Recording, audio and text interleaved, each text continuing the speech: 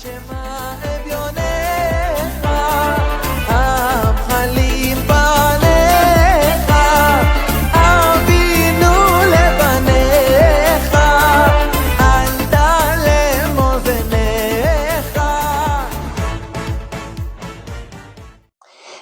everyone, this is the second in the series of solo Slichos.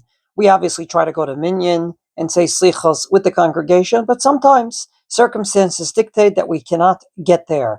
Last time we dealt with the 13 attributes of mercy. Assuming you're going to say it as per the Shulchan Aruch with the trup, as if you are laning or reading words of Torah, here is the question. Do you have to say the entire pasuk?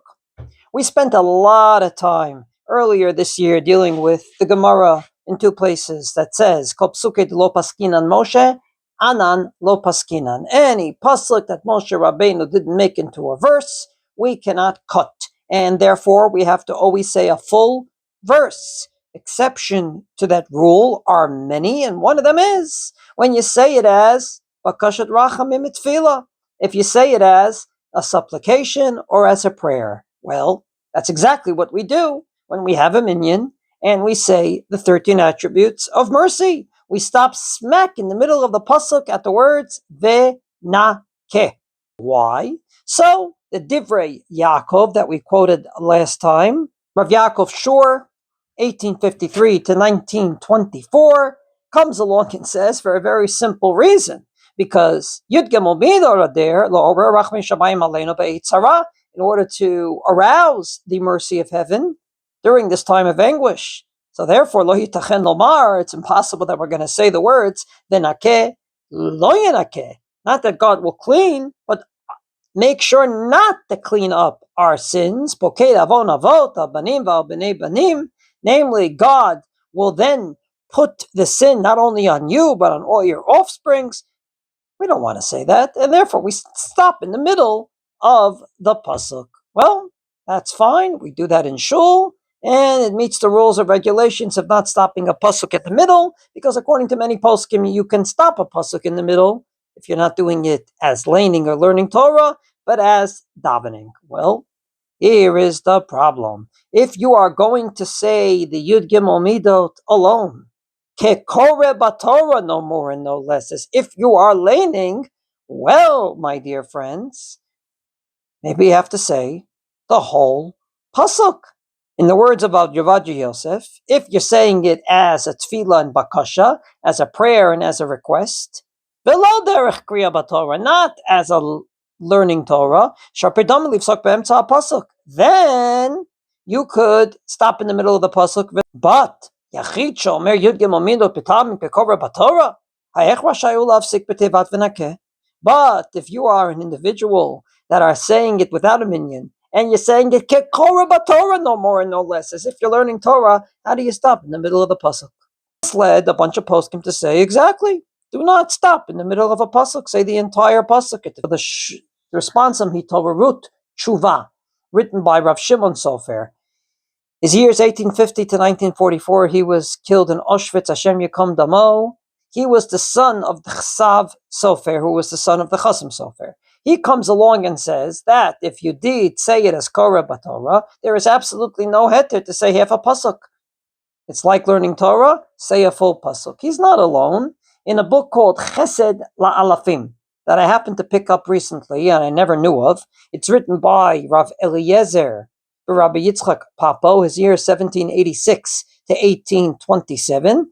He actually is the author of the Peleo 8, the Musar Sefer, not the Halachic Sefer, and he was the Rav of a Sephardic community in Bulgaria. He comes along and says explicitly, "An Yachid Rashai Lomar Yid Gimel Midot ve'im Rab L'Olam Kishit Tovel BeYachid Yorman Benigud v'Tamim Kekoreh BaTorah v'Yigmor HaPasuk Kulo." Moshe Feinstein agrees with this school of thinking and says, without batting an eyelash, Hayikar Sheyomar Kol HaPasuk Ad Reba'im.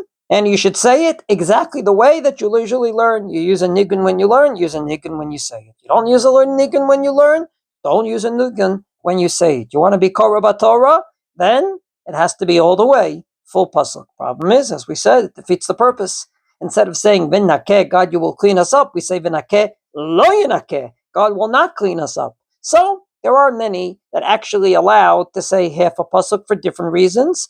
Let's start with a Sephardi posuk called the Petach HaDevir. His real name was Rav Chaim Binyamin Punri Muli. He was a Rav in Turkey, in Izmir. He comes along and says that since you are saying it as a prayer and not as learning Torah, after all, right beforehand in the Piyut, you'd say,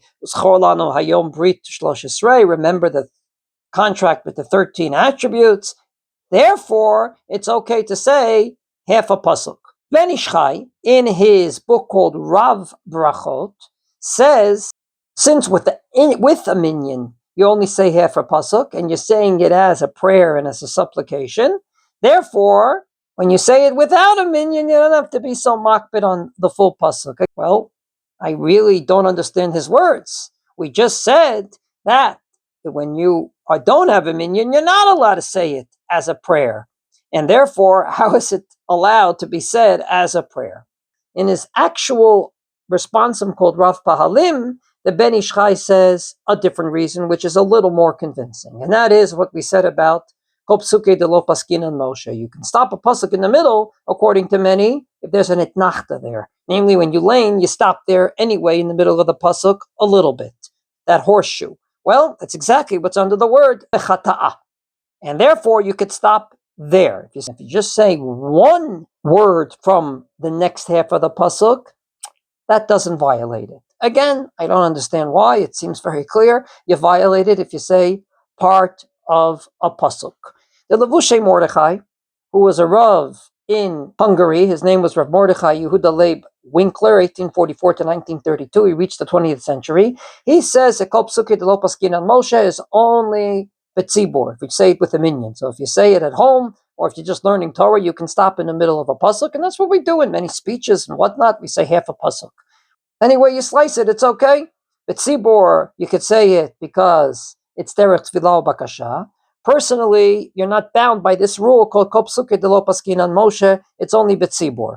Again, the Gemara that talks about it says it about Kriyat Shema. Kriyat Shema we don't always say in a minyan, and therefore it's hard to understand his words, and therefore he himself says that even though he heard this svara, it's hard to understand. And the bottom line is, he says, maybe it's lo pluk, as the saying goes. Since we say it that way without a minyan, we could say it this way with a minyan. Well, Avovad Yosef does say maybe the most convincing reason. The Rashba, the Trumat Hadeshen, the Shulchan Aruch, all those that allowed you to say Yud Gimel Midot, Kekora Batorah, never once mention and make sure to say the whole pasuk. Their omission is maybe the heter.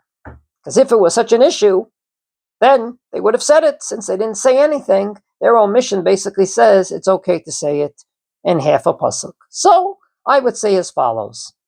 In my opinion, you shouldn't say it. But if you're insistent on saying it, saying the whole pasuk defeats the purpose, and therefore I wouldn't say the whole pasuk. I would rely on these poskim that say you can say half a pasuk. We're not sure of the reason, but putting them all together, definitely Rav Ovadia Yosef's reasoning is compelling, and that is that if it was an issue, why didn't they mention it? They mentioned that you can't say it without a minyan. They should have mentioned this as well.